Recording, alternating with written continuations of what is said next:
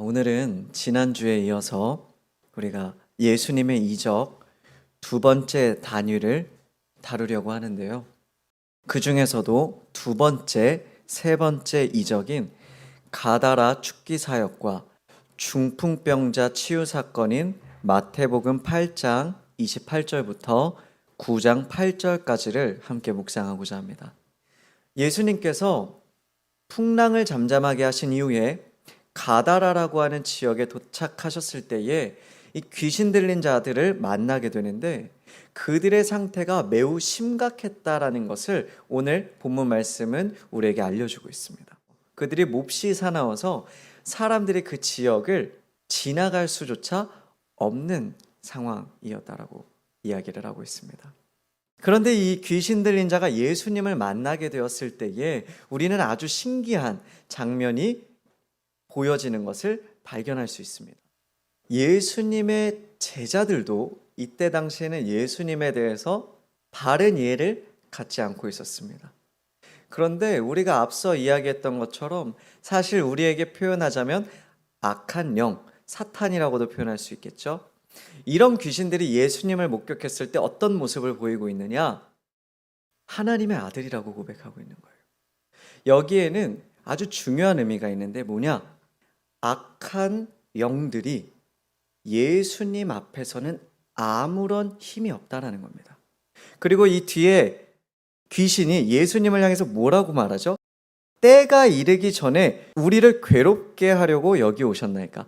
때라는 표현을 쓰고 있습니다. 이 때가 뭘까요? 종말의 때인 거죠.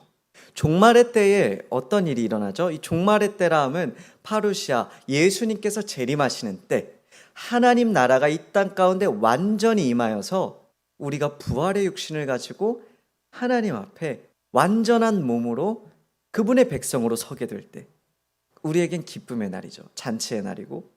근데 그때 어떤 일이 일어나죠? 악한 권세가 하나님의 영광 앞에서 완전히 멸망하게 됩니다.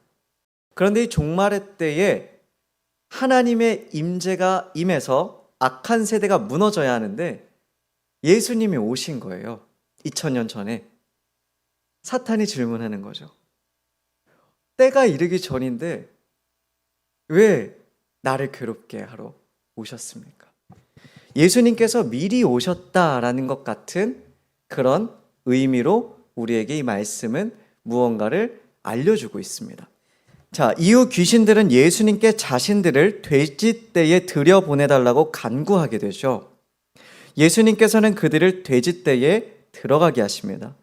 그리고 귀신들이 들어간 돼지떼들은 바다에 들어가 몰사합니다. 우리에게 뭘 알려주느냐?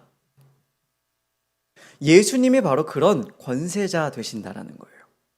우리가 그리스도인으로 신앙생활을 하다 보면 때때로 주변에서 귀신, 사탄 이야기를 자주 하고 그뿐만 아니라 그런 것들에 대해서 이렇게 연연하시고 눌리시는 분들이 계시는 걸 우리가 볼 때가 있습니다.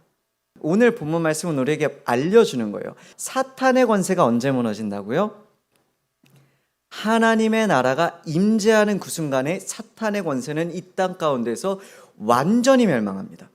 지금도 사탄의 권세는 사실 우리가 보지 못할 뿐이지 이 세상 가운데에서 엄청난 영향력을 끼치고 있어요.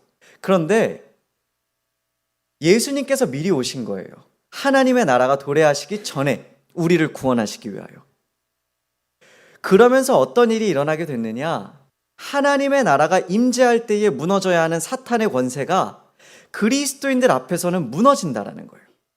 여러분의 삶에 사탄의 위협이 찾아온다고 할지라도 우리가 예수님의 이름을 의지하면요, 예수님의 권세 앞에서 우리를 위협하는 사탄의 세력은 무력해집니다. 두 번째 이적은 예수님께서 중풍병자를 치유하신 사건입니다. 예수님께서 동네에 오셨다는 소식을 듣고 사람들이 예수님 앞으로 중풍병자를 데리고 나옵니다.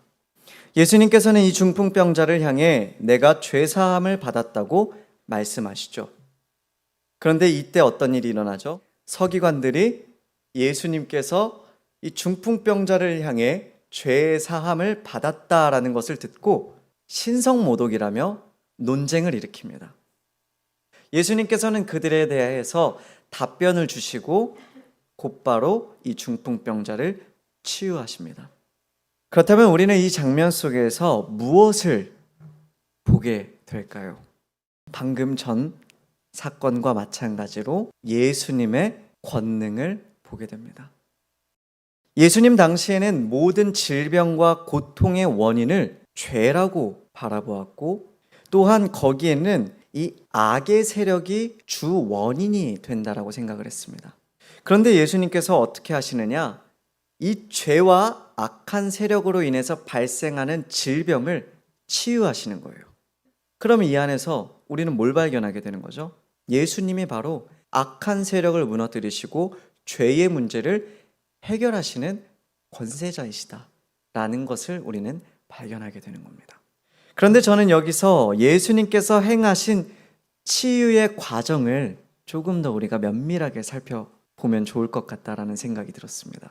우리가 쉽게 이해할 수 없는 그런 구절이 여기서 등장을 하는데요.